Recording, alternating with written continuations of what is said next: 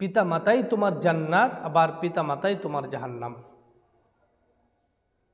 এক সাহাবী এই কথা শুনে আল্লাহ রসুলকে জিজ্ঞেস করলেন, ইয়া রসুল আল্লাহ, পিতা মাতার জান্নাত আবার জাহান্নাম কিভাবে? আল্লাহ রসুল সাল্লাল্লাহু আলাইহি সাল্লাম বলেন, দেখো, পিতা মাতাকে যদি ভালোবাসো, তাদের খেদমত করো, তাদের দেখভাল করো, অচল অবস্থায় তুমি যদি তাদের সহায় হও, তাহলে আল্লাহ রব্বুল আলামিন এই যে তুমি তাদের অসহায়ত্ব পেয়ে তাদেরকে খেদমত করলে, ভালোবাসলে, সুন্দর কথা বললে, এজন্য আল্লাহ তাআলা তোমাদেরকে জান্নাত দেবেন। সুবহানাল্লাহ। আর বৃদ্ধ অবস্থায় তাদের সাথে খারাপ আচরণ করলে, ভালো চোখে দেখলে না, দুর্ব্যবহার করলে, তাদেরকে দেখভাল করলে না, খাবার দিলে না, আল্লাহ রাব্বুল আলামিন বলেন, এই যে আচরণগুলো করলে, অথচ তোমার কাছে পাওনা ছিল উত্তম আচরণ, কিন্তু তুমি তার কাছে খুব অন্যায়ভাবে কথা বললে, খুব খারাপ ভাষায় কথা বললে, এমনকি তাদেরকে এখন কিছু প্রয়োজন ছিল, এই প্রয়োজনের সময় তুমি তাদেরকে কিছুই দিলে না, নিজে 3 বেলা খেলে, বাবা মা 1 বেলাও খেলে কিনা খবরও নিলে না, এই করার কারণেই তুমি জাহান্নামে যাবে।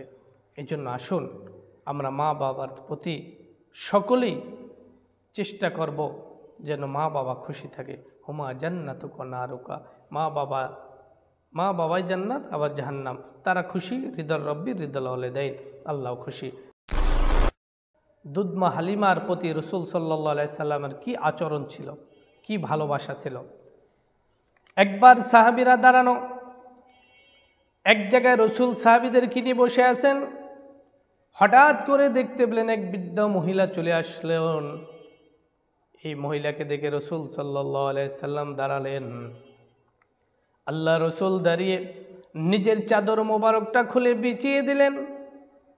ওই বৃদ্ধ মহিলা সেই চাদরের উপরে বসলেন। সাহাবীরা আরজ করলেন, ইয়া রাসূলুল্লাহ, এইভাবে এই কাজ তো আপনাকে কখনোই করতে দেখি নাই, এর কারণ কি আমরা জানতে পারি?